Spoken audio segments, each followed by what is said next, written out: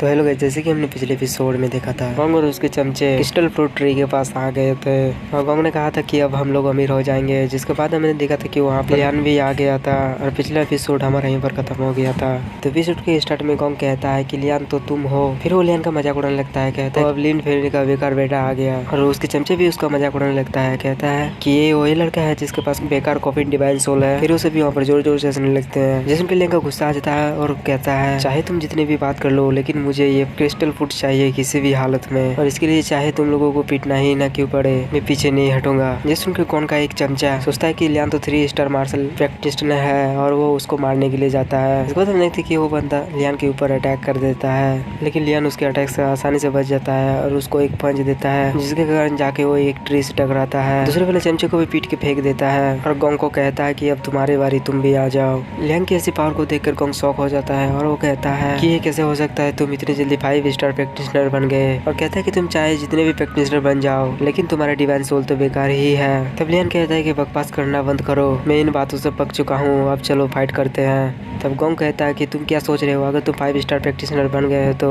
तुम मुझसे मुकाबला कर लोगे, लेकिन तुम्हारे डिवाइन सोल अभी भी कचरा ही है। और इतना कहने के बाद वो लियान के ऊपर अटैक कर देता है, जिस पर लियान कहता है कि मैंने तुम सभी को मौका दिया था मिल बांट के लेने के लिए, लेकिन तुम लोग तो मुझे मारने पे तुले हो। इतना कहने के बाद लियान भी गोंग के ऊपर अटैक कर देता है और उनके अटैक से वहाँ पर बहुत ही ज्यादा एनर्जी निकल रहा था, जिसकी वजह से वहाँ पर धुआं धुआं हो जाता है। लेकिन लियान का अटैक बहुत ही ज्यादा पावरफुल था, जिसके वजह से गोंग स्लाइड करते हुए पीछे चला जाता है और गोंग घायल भी हो गया था और कहता है कि ऐसा नहीं हो सकता। फिर हम लियान को देखते हैं, उस अटैक से लियान को कुछ भी नहीं हुआ था। उसको देखकर गोंग कहता है कि मैंने तुम्हें हल्के में ले लिया था, लेकिन अब तुम मेरे डिवाइन सोल को देखो, बेकार डिवाइन सोल वाले। और वो अपने पास से अपने डिवाइन सोल को निकालता है, जो कि एक ईगल था, और वो वहाँ पर हंसने लगता है। जिसके बाद वो उस ईगल को लियान के ऊपर अटैक करने के लिए भेज देता है, जिसे देख के लियान एक इविल स्माइल देता है, और इविल स्माइल का मतलब होता है कुछ बड़ा और खतरनाक करना। फिर हम देखते हैं कि गोंग का डिवाइन ईगल लियान के ऊपर अटैक करने के लिए पास आ जाता है, और मौका देख के लियान भी अपने डिवाइन सोल को बाहर निकाल लेता है और उसी से उस ईगल पर अटैक कर देता है और कहता है कि इसे